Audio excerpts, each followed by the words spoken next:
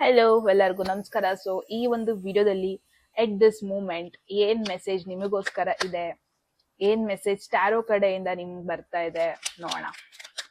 Okay, 9 of sports.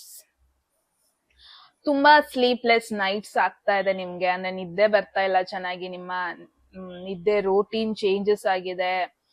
ಮಲ್ಕೊಳ್ಳೋ timing ತುಂಬಾ delay ಆಗ್ತಾ ಇದೆ. ಎಸ್ಪೆಷಲಿ ನಿಮ್ಮ ಹೆಲ್ತ್ ಬಗ್ಗೆ ಇಲ್ಲಿ ಏನೋ ಮೆಸೇಜ್ ಬರ್ತಾ ಇದೆ. ಅನ್ನೆಸೆಸರಿ ಕೆಲವೊಂದೊಂದು ವಿಚಾರಗಳಿಗೆ ನೀವು ಟೆನ್ಷನ್ ತಗೊಂತಾ ಇದ್ದೀರಾ. ಯೋಚನೆ ಮಾಡ್ಬೇಕಾಗಿರೋ ಅಥವಾ ಯೋಚನೆ ಮಾಡ್ಬೇಕಾಗಿರೋ ಯಾವ ನೆಸೆಸಿಟಿ ಇಲ್ದಿರೋ ಸಿಚುವೇಶನ್ ಬಗ್ಗೆ ನೀವು ತಲೆ ಕೆಡ್ಸ್ಕೊಂತಾ ಇದ್ದೀರಾ.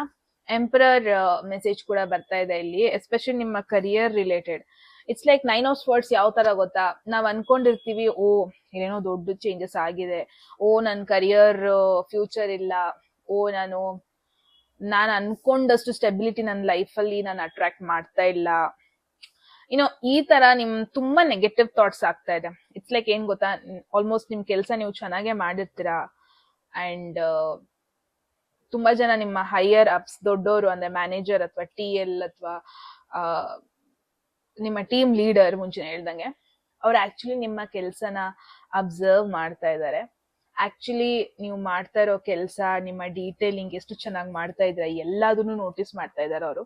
ನೀವ್ ಅನ್ಕೊಂತಾ ಇದ್ದೀರಾ ಅವ್ರು ಯಾರು ನಿಮ್ನ ನೋಟಿಸ್ ಮಾಡ್ತಾ ಇಲ್ಲ, ಅವ್ರೆಲ್ರು ಮುಂದೆ ನೀವಿನ್ನು ಚೆನ್ನಾಗಿ ಕೆಲಸ ಮಾಡ್ತಾ ಇಲ್ಲ, ನನಗೆ ಪ್ರಮೋಷನ್ ಸಿಗಲ್ಲ, ನಾನು ಕೆಲ್ಸದಲ್ಲಿ ಅಪ್ಗ್ರೇಡ್ ಆಗಲ್ಲ,